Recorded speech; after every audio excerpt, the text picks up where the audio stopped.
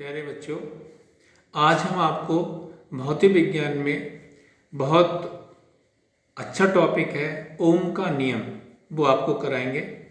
पिछले वीडियो में हमने आपके लिए प्रमुख सूत्र तथा विद्युत की परिभाषाएं तथा समांतर क्रम और श्रेणी क्रम में किस प्रकार का संयोजन होता है, उनका सूत्र क्या होता है बताया था।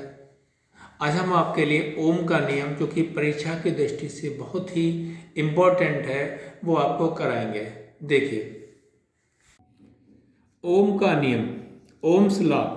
जब किसी चालक का ताप, टेम्परेचर तथा अन्य भौतिक अवस्थाएं क्या होती हैं, जैसे लंबाई है, क्षेत्रफल है, इस प्रकार की जो चीज़ें होती हैं इसे भौतिक अवस्थाएं कहते हैं, आदि नहीं बदलती तो उसके सिरों पर लगाए गए विभवांतर, बता चुके विभवांतर क्या है हम आपके लिए, तथा उसमें बहने वाली धारा को I से प्रदर्शित करते हैं, का अनुपात एक नियत होता है, कांस्टेंट होता है। नियत को अंग्रेजी में कांस्टेंट कहते हैं।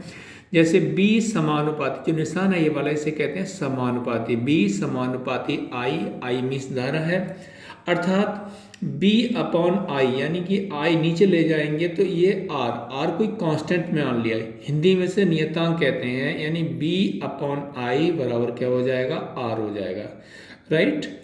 क्रॉस मल्टीप्लाई कर देंगे तो B बराबर आ जाएगा IR, हम आपको बता चुके हैं। V जो होता है विद्युत विभवांतर होता है, विभवांतर का जो मात्रक होता है वो वोल्ट होता है, तथा I चालक में प्रवाहित धारा, जो धारा होती है वो इलेक्ट्रॉनों की दिशा की अपोजिट होती है, यानी I जो हो जाएगी तार में प्रवाहित धारा, जिसको अमीटर से नापते हैं, वो होती है R।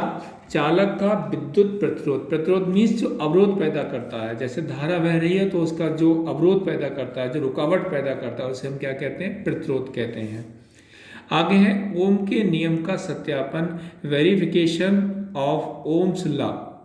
जैसे ओम के नियम को सत्यापन हेतु एक बेटी लेते हैं, अमीटर लेते हैं और धारा नियंत्रक लेते हैं, तथा प्रत्येक तार को श्रेणी क्रम में जोड़ते हैं। जैसे ये हमने आपके लिए चित्र बनाया है, जैसे ये अमीटर है, ये विद्युत प्रतिरोध है, ये कुंजी है, ये धारा है, धारा नियंत्रक है, और ये बैटरी है। क्या है ये, बैटरी है, ठीक है। इसमें जो पहला सिरा होता है, छोटा वाला सिरा, उसको हम माइनस कहते हैं, और जो बड़ा सिरा होता है इसे क्या कहते हैं, पॉजिटिव कहते हैं। ये बैटरी का जो छोटा वाला सिरा मानता है उसके लिए हम माइनस मानते हैं, और जो बड़ा सिरा होता है उसे क्या मानते हैं, पॉजिटिव मानते हैं। धारा नियंत्रक का मतलब होता है एक प्रकार का वोल्ट मीटर, स्टेबलाइजर। स्टेबलाइजर क्या करता है, धारा को बढ़ाता है, कम करता है, उसे हम धारा नियंत्रक कहते हैं। कुंजी यानी कि स्विच, जब चाहें तो उसे बंद कर दीजिए, तो बंद कर देंगे तो इसमें धारा बहना बंद हो जाएगी और हमारी बैटरी की बचत हो जाएगी, यानी बैटरी हमारी ज़्यादा दिनों तक चलेगी, ज़्यादा समय तक चलेगी। ये अमीटर है जिसको हम धारा नापते हैं, और वोल्ट मीटर किस में रखते हैं, समांतर क्रम में रखते हैं। प्रतिरोध तार के समानांतर क्रम में किस रखते हैं, वोल्ट मीटर में रखते हैं। हम आपको बता चुके जो धारा बहती है वो माइनस से प्लस की ओर बहती है, यानी इलेक्ट्रॉनों की ठीक अपोजिट डायरेक्शन में बहती है। ये जो धारा हमारी क्या हो रही है, बह रही है। तथा परिपथ में कुंजी के लगाते ही धारा प्रवाहित होती है। धारा I का मान अमीटर से, यानी जो धारा I है, I का मान किस में नापते हैं, अमीटर में नापते हैं, तथा अमीटर से, तथा प्रतिरोध के सिरों के विभवांतर भी वोल्ट मीटर से नापते हैं, यानी जो विभवांतर नापते हैं किससे नापते हैं, वोल्ट मीटर से नापते हैं। यह धारा नियंत्रक द्वारा धारा का मान बढ़ाया जाता है तो वोल्ट मीटर का मान ही बढ़ता है। धारा का मान बढ़ाएंगे तो विभवांतर भी क्या होगा, बढ़ेगा। धारा के प्रत्येक मान के लिए वोल्ट मीटर का पाठ्यांक, यानी वोल्ट मीटर का पाठ्यांक ज्ञात कर लेते हैं, अमीटर का पाठ्यांक क्या करते हैं, ज्ञात कर लेते हैं, और दोनों के बीच में, यानी कि I के और V के बीच में ग्राफ खींचते हैं, वो हमारी स्ट्रेट लाइन प्राप्त होती है, एक सीधी रेखा प्राप्त होती है। समझ में आ गया होगा। जब आप कॉलेज आएंगे तो आपके लिए हम इसका जो प्रयोग है वो भौतिक विज्ञान प्रयोगशाला में कराएंगे। अब कुछ महत्वपूर्ण प्रश्न हैं, आंकिक प्रश्न, उनके लिए आपको बता रहे हैं।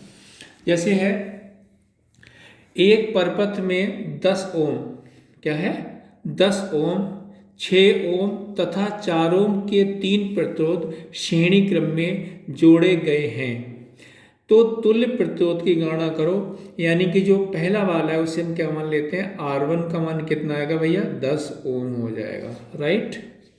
इसी प्रकार जो R2 का मान हो जाएगा, R2 का जो मान आएगा कितना है हमारा 6 ओम, ये ओम का निशान होता है। और R3 का जो वैल्यू आएगी वो कितनी आएगी 6 ओम आएगी। और ये जो निशान है वो किसका होता है, ओम लिख देंगे या ये प्रतीक बना देते हैं, प्रतीक का मतलब होता है ओम होता है। R3 का जो मान है वो कितना है 4 ओम है, ये यहाँ पर कितना आएगा भैया 4 ओम आएगा। ध्यान से लिखेंगे, जरा सी गलती में सवाल गलत हो जाता है।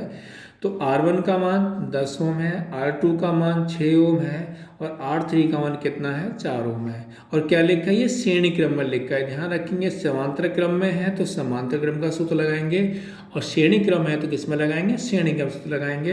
अर्थात R बराबर हो जाएगा R1 प्लस R2 प्लस क्या आएगा भैया R3 हो जाएगा। R बराबर आएगा R1 का मान 10 प्लस 6 प्लस कितना आएगा 4, और टोटल R का मान आएगा 10 और 6 16 और 4 कितना आएगा 20, 20 क्या आएगा ओम आ जाएगा। अगला प्रश्न है आपका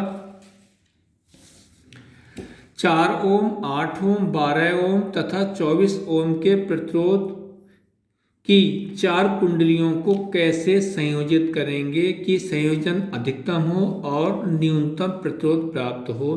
परपथ भी बनाइए। सदा आप लोग याद रखेंगे, जैसे आपको दिया है अधिकतम पूछता है, अधिकतम तुल्य प्रतिरोध कब होता है, जब श्रेणी क्रम में जोड़ते हैं तो अधिकतम तुल्य प्रतिरोध होता है। दोबारा फिर बता रहे हैं, अधिकतम पूछता है आपको तो वो प्रतिरोध जो होंगे किस में होंगे, श्रेणी क्रम में होंगे। अर्थात R1 का जो मान आएगा कितना आएगा भैया 4 ओम हो जाएगा, राइट। R2 का मान कितना आ जाएगा आपका 8 ओम हो जाएगा, राइट।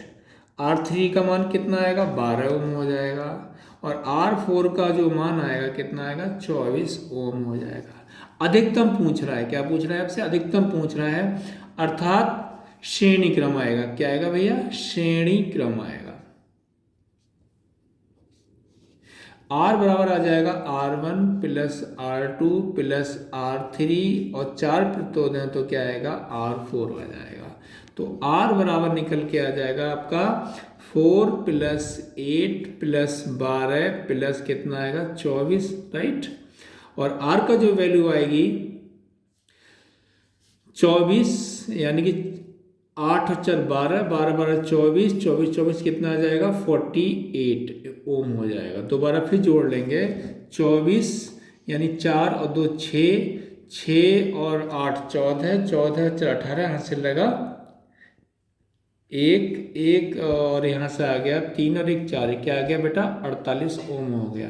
अब आपसे क्या पूछा, परिपथ पूछ रहा है, तो परिपथ बनाने के लिए ये श्रेणी क्रम आ जाएगा, ये श्रेणी क्रम हो गया, तीसरा नंबर का आ गया, और ये क्या गया चौथे नंबर का। इसका नामकरण कर देंगे, ए हो जाएगा और ये क्या आ जाएगा बी हो जाएगा, और इसका मान आ जाएगा 4 ओम 8 ओम, और ये आ जाएगा 12 ओम, और ये क्या आ जाएगा आपका 24 ओम, राइट।